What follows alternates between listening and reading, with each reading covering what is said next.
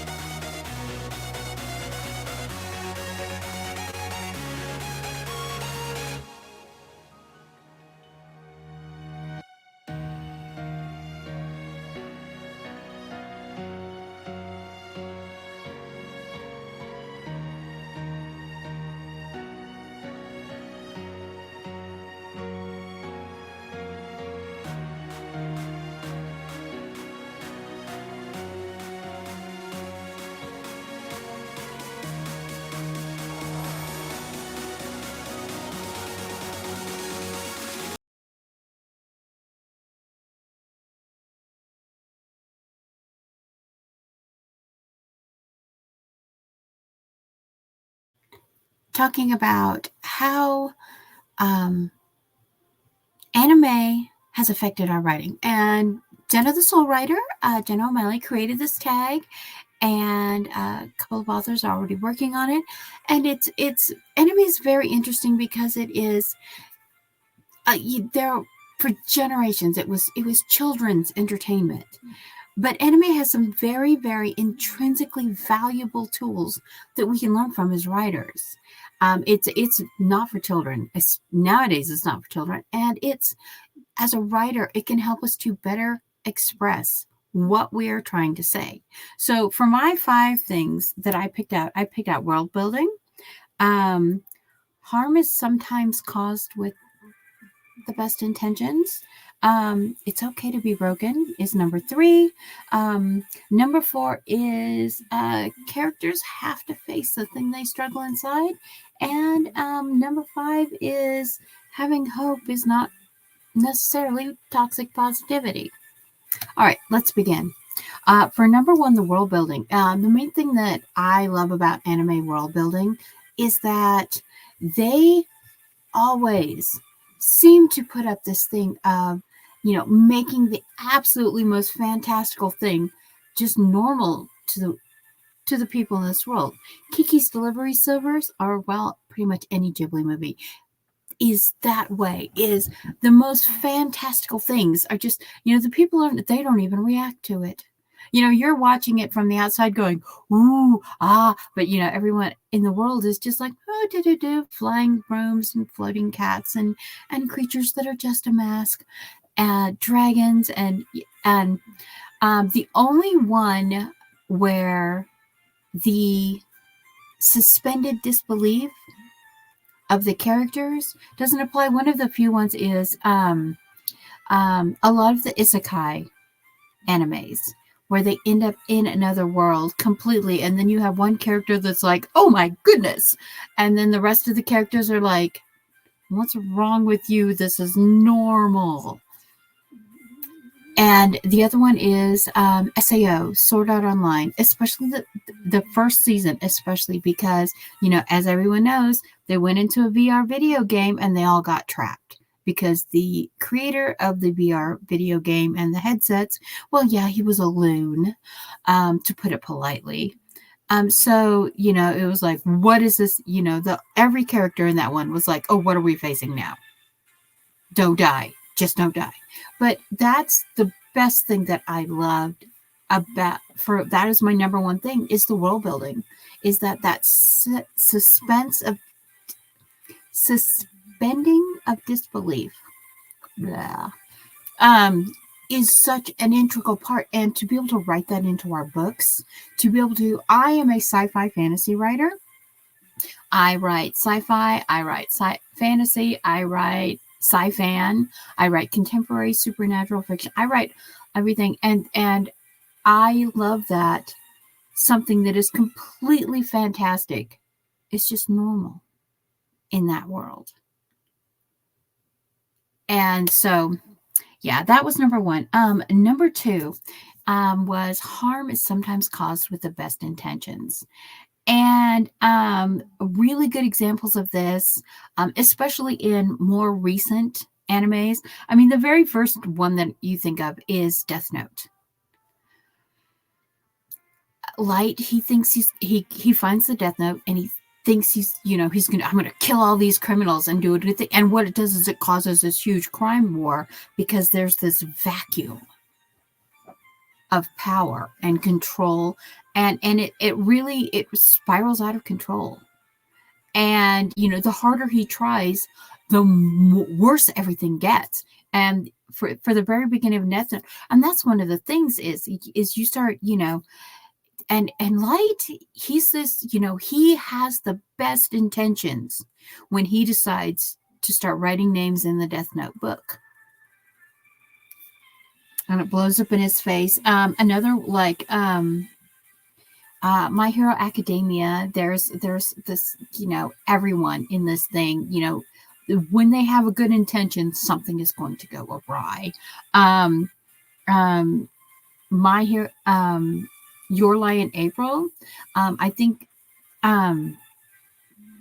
Kosi's mom, what was her name? Saki. The way she wants him to be the best pianist in the world. She wants him to be that prodigy.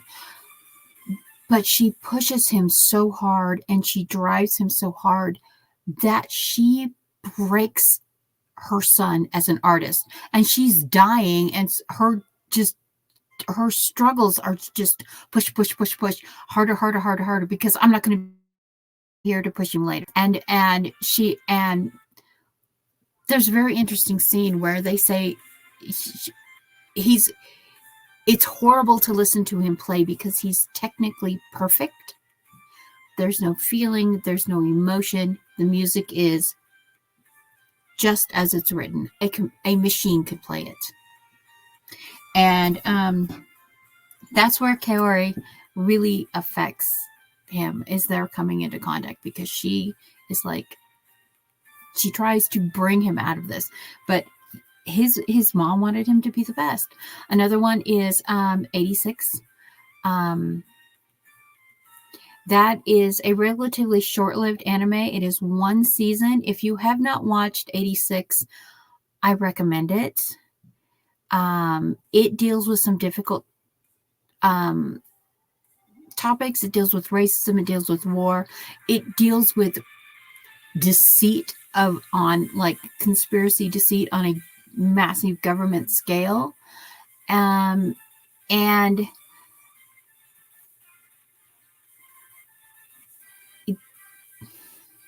it's hard to describe the harm that is caused by the care that is given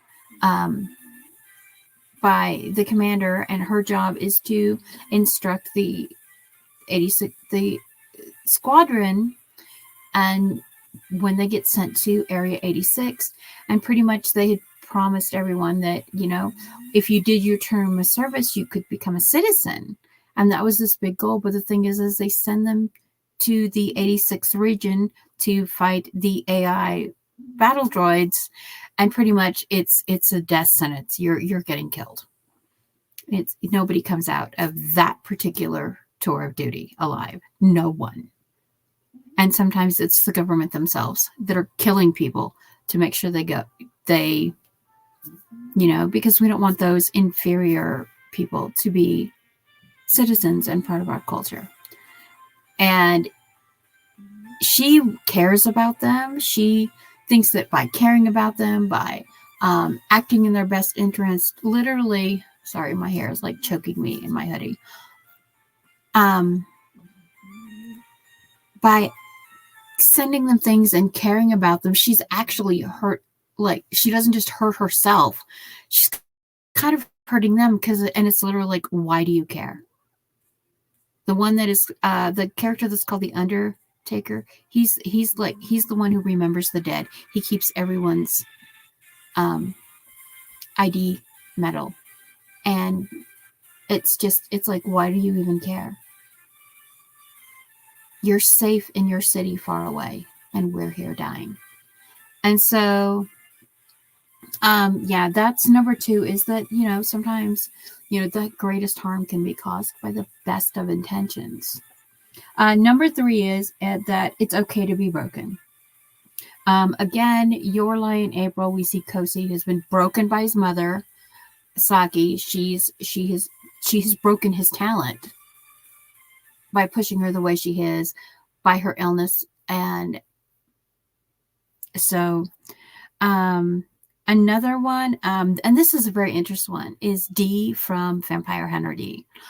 He is very broken. He is broken by being a halfling. He's broken by his circumstances. He's broken by his semi-immortality. And it's okay to write characters that are just so broken and just trying to do the right thing. They're just trying so hard to do the right thing, and they can barely function themselves. My Happy Marriage. What is her name? I wrote her name down. Mori from My Happy Mio from My Happy Marriage. She is so broken. She has been talked down to her whole life.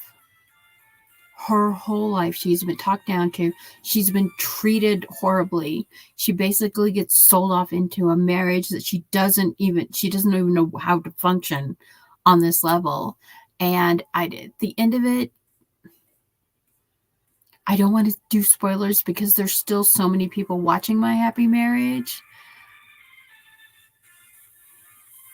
But her acceptance of that, not only, her realization that she is more than this broken person that her stepfamily made her,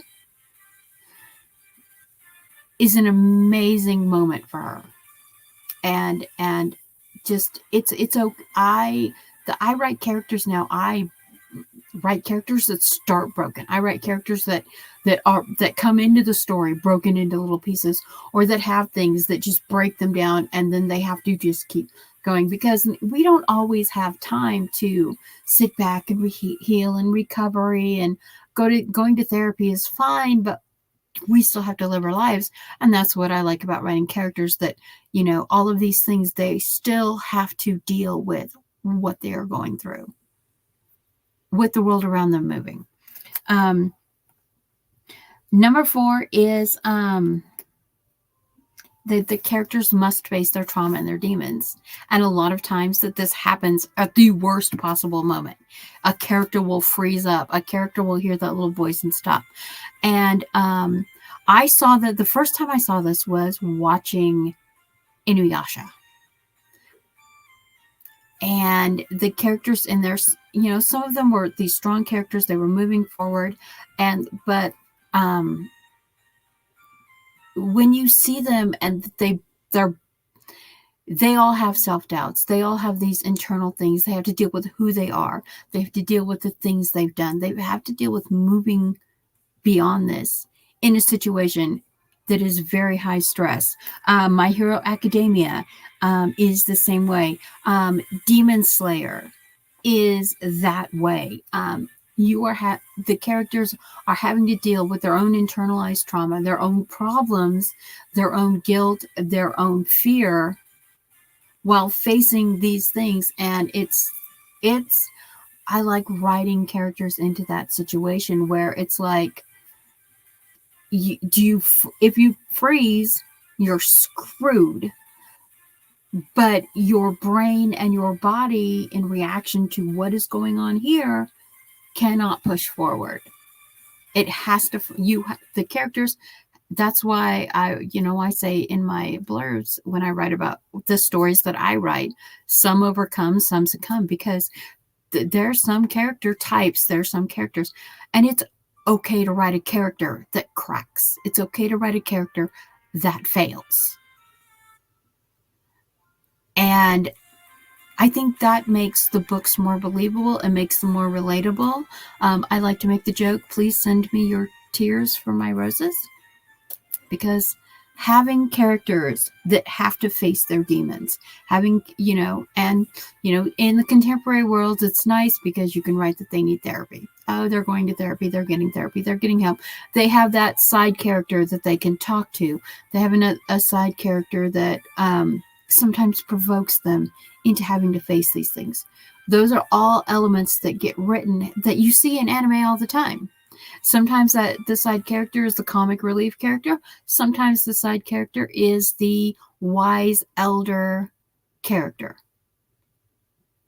But there's someone to talk to and someone to try to work through these things with. Okay. And number 5, and this is my favorite one. Number 5, having hope, making the best of a situation is not toxic positivity. Does toxic positivity exist in anime? Yes, it does. It is all over the place in anime. We all know there is, and there usually is a character in an anime, in just any anime, that is toxically positive. That's literally, you just want to roll up a newspaper and swat them on the head and say, stop. Just breathe. It's fine to freak out and be upset. You don't have to be this way. But there is a difference between having hope and having determination and making the best of a situation, and having toxic positivity where you're just like, everything is fine and the sun is blowing up in the sky. Yeah. So things that I like, again, Kiki and Kiki's Delivery Service. She was always hopeful about everything. Your Lion April, Kaori, she knew she was dying. She had this amazing talent as a violinist. But there were moments when, she was always like, they were at a recital and she stops him she stops Kosi from playing, and she says, stop, just let the music come. Just stop. And they start over again, and the competition is blown. They're done. There's no chance they're going to go anywhere in it because they stopped and restarted. But she opens that door for him. Her hope, her love of music and beauty, and her hopeful nature, even though it's not hope for her because she knows, I'm not making it out of this. But he can go on, and it becomes infectious. It infects other characters to be hopeful. Nezuko in Demon Slayer, even though no lines, she becomes this catalyst for hope. And especially if you're reading the manga, and what happens later in the manga is she becomes this catalyst for hope, not only for the humans and not only for her brother, but for some of the demons as well. That hope that they can go back, they can be cured. So the idea of hope, the idea of hanging on to hope and trying to make the best of things when the world is literally burning down around you, planets are shattering, war is coming, everyone else is dead. The ability to find something to motivate not only themselves, but the people around them to move forward, that I think is the thing that I held to most. Between the world building and making the fantastical believable and acceptable, and the suspending of disbelief for not only the characters in the story, but outside of the story. And to this message of there is something to be hopeful, no matter how grim it gets.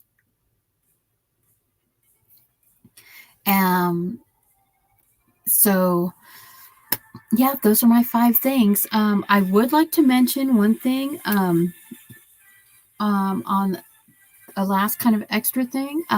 Writer Sam Wicker, if you are following the playlist, she did one of these videos where she talks about the 5 things she learned from anime were mental health awareness. And she talks about the mental health awareness the tropes and the facing the tropes. And one of the ones that she mentions is Silent Voice, which is a reverse bully story. And so if you're following the playlist set up by Jenna the Soul Writer, please check out Sam's video. She has some amazing insights, and I completely agree with her that one of the nice thing about anime is they do not sugarcoat mental health issues. Thank